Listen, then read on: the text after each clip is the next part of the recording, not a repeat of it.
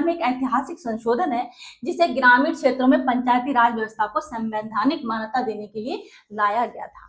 ठीक है, यहाँ से इसको संवैधानिक मान्यता मिली थी 73वां संविधान संशोधन अधिनियम 1992 से।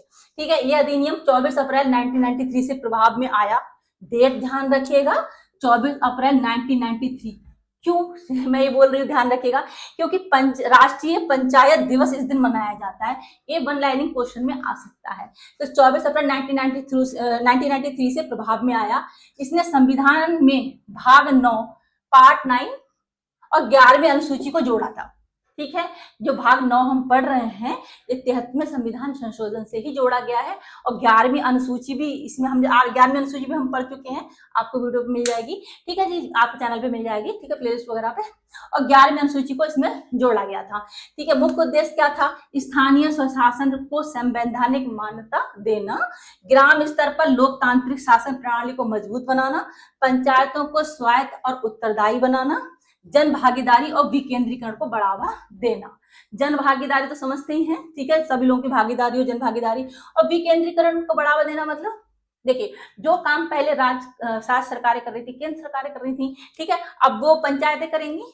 तो क्या होता है, जैसे कि बड़े स्तर पे अगर बात की जाए, ठीक है, जैसे कि हमने मेड इन इंडिया सुना था, अपने ही देश में चीजें बनाएंगे, बाहर की चीजें क्यों लेंगे। इस तरह से आप इस चीज को समझ सकते हैं, विकेंद्रीकरण को मतलब।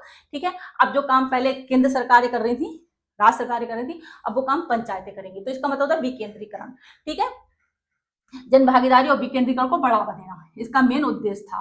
ठीक है, स्थानीय स्वशासन को संवैधानिक मान्यता देना, ग्राम स्तर पर लोकतांत्रिक शासन प्रणाली को मजबूत बनाना, पंचायतों को स्वायत्त और उत्तरदायी बनाना। ठीक है, आगे ये समझने में उद्देश्य क्या था इसका पंचायत का।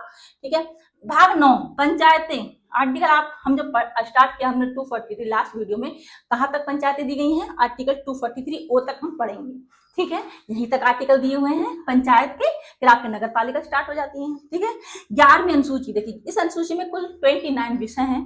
ठीक है, जिन्हें राज्य सरकारें पंचायतों को सौंप सकती हैं। ठीक है, जैसे आपका कृषि हो गया, सिंचाई, जलापूर्ति, स्वास्थ्य, स्वच्छता, प्राथमिक शिक्षा, सड़कें, घर, महिला बाल विकास, ठीक है, सामाजिक कल्याण, गरीबी उन्मूलन, ये सभी कार्य 29 विषय जो दिए गए हैं वो राज्य सरकारें पंचायतों को सौंप सकती हैं। ठीक है, हमने 11वीं अनुसूची पढ़ी थी, हमने सब विषय अच्छे से देखे हैं। ठीक है, पंचायती राज की 3 स्तरीय संरचना। ठीक है, 3 स्तरीय संरचना है। ठीक है, ग्राम पंचायत ग्राम स्तर पर होती है, पढ़ा था हमने। ठीक है, पंचायत समिति ब्लॉक स्तर पर होती है, मध्यवर्ती स्तर बोलते हैं इसको। ठीक है, और मतलब कई ग्राम पंचायतों को मिलाकर ब्लॉक पंचायतें बनाई जाती हैं। ठीक है, जिला परिषद, ठीक है, नेक्स्ट हाई लेवल की आ जाती है, तीसरे स्तर की। ठीक है, जिला स्तर पर होती है। पंचायत चुनाव, देखिए पंचायत चुनाव हर 5 साल में होती है।